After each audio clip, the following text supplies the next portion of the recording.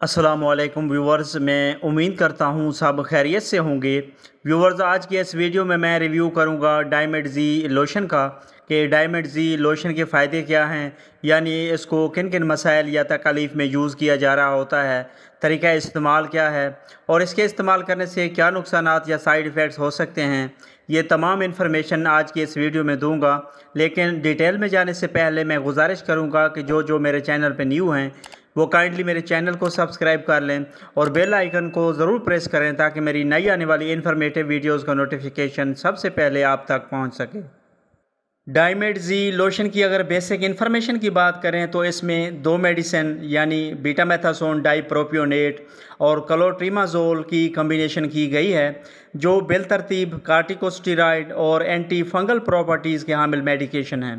डायमेड जी lotion की अगर company की बात करें तो ये मैक्सीटेक फार्मा की ब्रांड है, और अगर इसकी प्राइस और पैकिंग की बात की जाए तो ये 235 रुपीज़ में 60 ml की पैकिंग में मार्केट में दस्तयाब है। और अगर इसकी अवेलेबिलिटी की बात की जाए तो ये डायमंड जी लोशन के अलावा डायमंड जी क्रीम फॉर्म में भी मार्केट में अवेलेबल है। डायमंड जी लोशन की अगर यूजेस या इसके बेनिफिट्स की बात की जाए तो इसका इस्तेमाल जिस्म के किसी भी हिस्से पर होने वाली स्किन एलर्जी, ख़ारिश, जल्दी सोजिश और जल्दी रेडनेस के लिए बहुत मुफीद है। डायमंड जी लोशन का इस्तेमाल गर्मी दानों और इन दानों में होने वाली जलन, चुभन और ख़ारिश को ट्रीट करने के लिए भी बहुत इफ़ेक्टिव है। इसके अलावा डायमंड जी लोशन का इस्तेमाल जिस्म के किसी भी हिस्से पर बनने वाले फंगस इन्फेक्शन जैसे दाद, चंबुल, ददरी और रिंगवॉर्म रैशेज़ को ट्रीट करने के लिए भी बहुत बेनिफिशियल है। डायमंड जी लोशन का इस्तेमाल मेल और फीमेल के प्राइवेट स्पॉट्स पर होने वाली एलर्जी, पुरानी खारिश, फंगस इन्फेक्शन को ट्रीट करने और ख़ास तौर पर खिलाड़ियों के पाँव पर होने वाली एलर्जी, खारिश और पाँव के उंगलियों के दरमियान फंगस की वजह से बनने वाले ज़ख्मों को ट्रीट करने के लिए भी बहुत मुफीद है। इसके अलावा छोटे बच्चों में नेपी रैशेस को कंट्रोल करने के लिए भी डायमंड जी लोशन का इस्तेमाल बहुत बेनिफिशियल है।